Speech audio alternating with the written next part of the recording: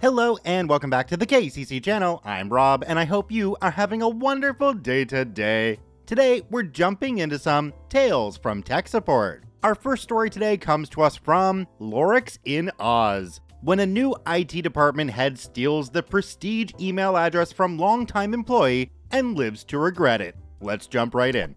A number of years back, I was working for a company that had been around for many years. I was only relatively new myself, but there were still a couple of old guard senior engineers around who had been there from the start. The kind that knows where all the obscure, undocumented insider stuff is and can fix most problems in 5 seconds that the rest of us might take hours to solve. One of the guys in particular, who I shall refer to as Joe, a bearded and jovial gent with a very Steve Wozniak persona, was always happy for us to approach him with our questions, and welcomed us to leverage his vast knowledge of how the company's sprawling IT infrastructure worked to make our lives easier and cope with the constant, unrealistic expectations of upper management. He was a real old-school engineer, someone who loved their job and was well respected by everyone around the department. So when his friend, the current department head, a man of comparable knowledge and experience, retired and was replaced from the outside with a young and brash one with a business degree and little technical knowledge who was also called Joe, it was a big change for everyone.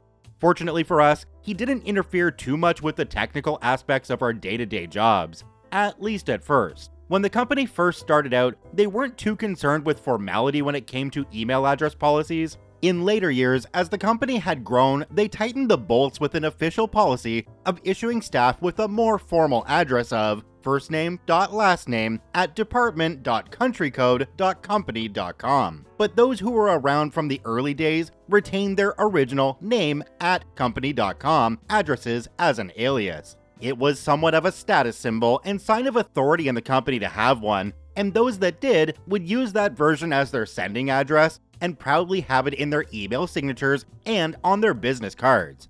The retired head had one such address, as did Joe, in the form of joe@company.com. And you always knew when you saw an email come into the inbox from somebody with one of these addresses that they were someone important who had been around for a while. Most of the department heads were long-term employees who used them, and it wasn't long before the new IT head noticed this aspect of our corporate culture and clearly envied his peers. But as a new employee, he was stuck with his formal email address, and they weren't issuing new legacy email addresses of this kind unless they were for someone way up the food chain. Even as head of IT, he had no authority to claim one, which is why when one day he spotted an email from Joe using his legacy address, he saw an opportunity to get what he was coveting.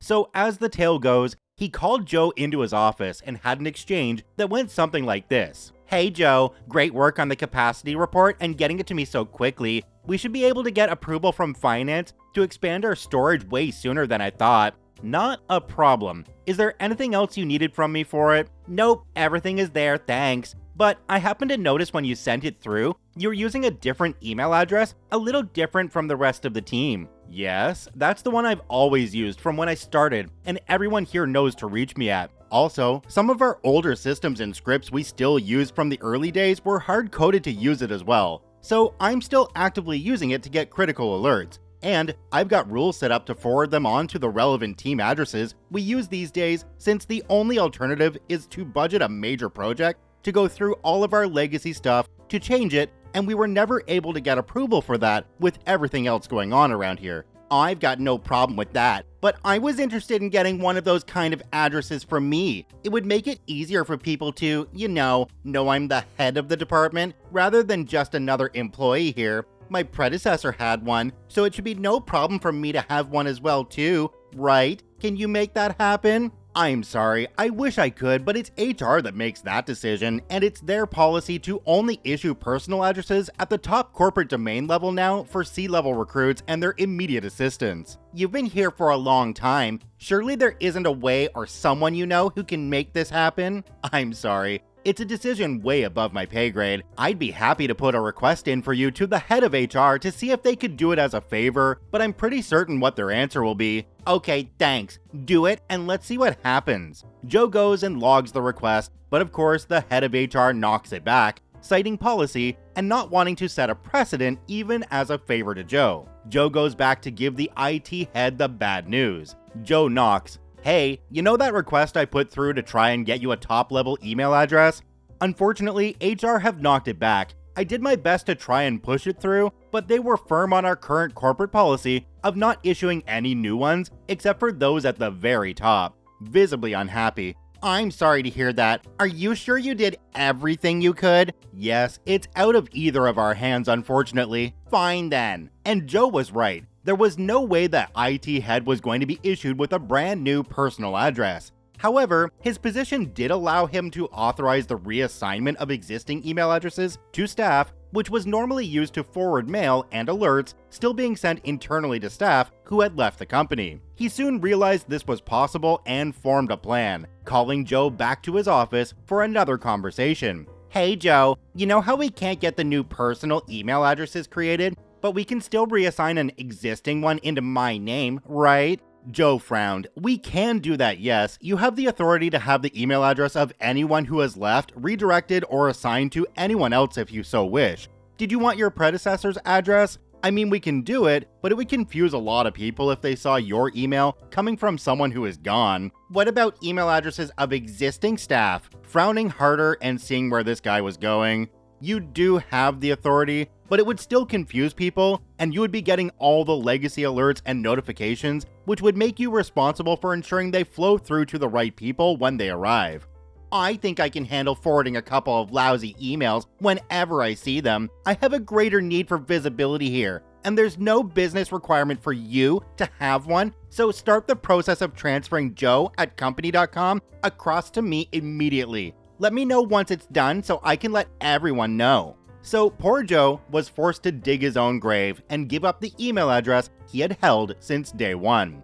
He definitely wasn't happy about it, but did as he was instructed. Falling back on his regular corporate address, he sent an email out to the immediate team and his contacts to let them know what was happening, and to please use his full email address moving forward to contact him. At the same time, the IT head proudly sent out a company-wide email broadcast letting everyone know that his email address had been updated and could now be reached at joe@company.com as the head of IT. Weeks went by and it was clear he was taking every opportunity to send out emails using his new address. New stationery was issued, along with business cards clearly showing his position and contact address. He was clearly reveling in having a coveted address and the prestige and recognition it instantly gave him, especially when dealing with other offices and people who didn't know he was only a relative newcomer. Life was good, that is, until one fateful morning when he wasn't in his office browsing Facebook like he usually would be doing when everyone else arrived. Turned out he had forgotten about his responsibility to forward through important notifications when they came through to him. He had set up a rule to handle them, sure, but not to forward them as promised, but instead deleting them directly from his inbox without notice. One particular alert dealt with backup failures for a particularly important and long-term defense contract. One of our key SLAs was to ensure daily incremental and weekly full backups being performed on one of these old legacy systems that Joe had mentioned to him, both verbally and in writing.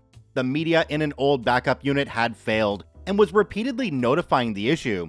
It was normally a simple fix, replace the faulty media in the backup unit and restart a full backup run, but with no alerts being sent through, nobody knew there was a problem. So when a request came through from the client to perform a restore of the previous week's data after an accidental deletion, that backup team found, to their horror, that no backups had been running for the past several weeks and the data had been lost. The client was not amused. The CEO, with whom they had a close relationship, was even less so. The IT head attempted to throw Joe under the bus when word came down that the company was going to incur a massive rebate for the SLA breach, but Joe, in his wisdom, had ensured he had done a complete cover your butt when handing over his email address, including email exchanges with the IT head highlighting the importance of the alerts and to ensure they went to the right people, including detailed instructions on how to set up forwarding rules and where to send them. All completely ignored. HR policy was specific when it came to important email.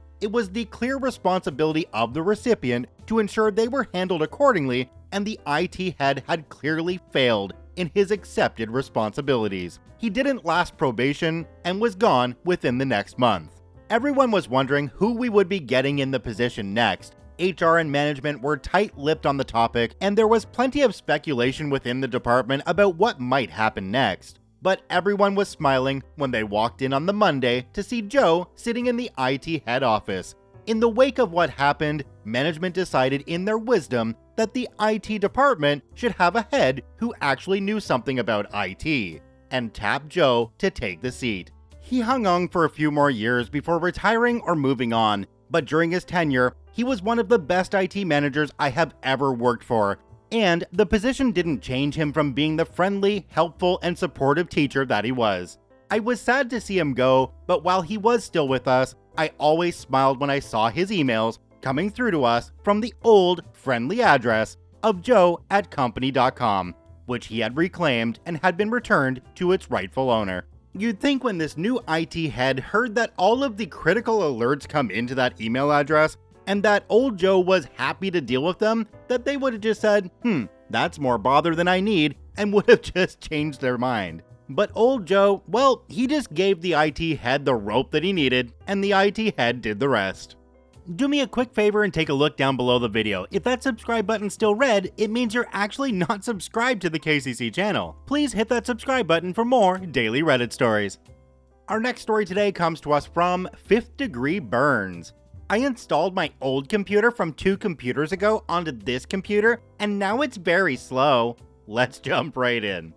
I have to write this out to unpack what literally just happened 20 to 30 minutes ago. I received a call from an employee at our company who is unable to open Outlook. It's giving an OST error. She comes out swinging for the fences with, I did an update on my new computer that I just got, and now the internet is slow in the house. Can you fix that? What did you update? Word. I explained that Word doesn't affect the speed of the internet in your home. She was incapable of simply accepting what I was saying and continued, but I also just installed my old computer from 2 computers ago onto this computer, and now it's slow. Can you make it the new computer again? What do you mean you installed your old computer onto this one? I was told to move the desktop to this computer, and I'm afraid that when I moved the desktop, it changed the settings to make it run slower. Settings for what? You know, the insides, the processor, fans, memory, that kind of stuff. Yes, now the parts are my old computer from 2 computers ago. Again, I explained that this isn't how it works, and the desktop is just files that are on your desktop, aka home screen. She wasn't having it. Mercifully, I was able to get a new mail profile set up, and that was fine. She did ask me how I got her mail on this computer when it was already delivered to another computer, which was also excellent. I told her to call her internet provider because I can't revert the update that broke her internet, and they'll have to do it. I reread this, and if I didn't literally just experience that, I would think this was made up. It took me a moment to understand what was going on in this one, but a couple of the comments down below really helped. It's a general consensus that this person got a new computer which didn't have Office installed, and they quote-unquote installed their old computer and it showed up. So they must have just swapped the desktop tower to the old one and presumed that the monitor hooked up to that computer was still a new computer somehow. I'm not quite sure how that works. Our last story today comes to us from Not Really Lucy. I can't see what's on the back of the PDF. Let's jump right in. I read the rules and hope this is okay. My job title has 0 to do with tech support, but in practice, I end up doing a lot of low-level tech support. I don't see anything that requires me to be officially IT, but please let me know if I am mistaken. So, I work in an admin role for a government agency, thus some details will be vague. I am not part of our overworked, understaffed IT department. However, my job is centered around scheduling virtual meetings. I'm pretty experienced with computers for a layperson, so I end up doing a lot of simple tech support stuff as part of my job, and whenever people in my area of responsibility need something and IT is busy. It's a lot of the stuff that is really training more than true IT duties. How do I install a printer? How do I switch my audio output? How do I print one-sided? How do I share a file on the network, etc.? A trait of the industry I work in is an all-or-nothing degree of computer savvy.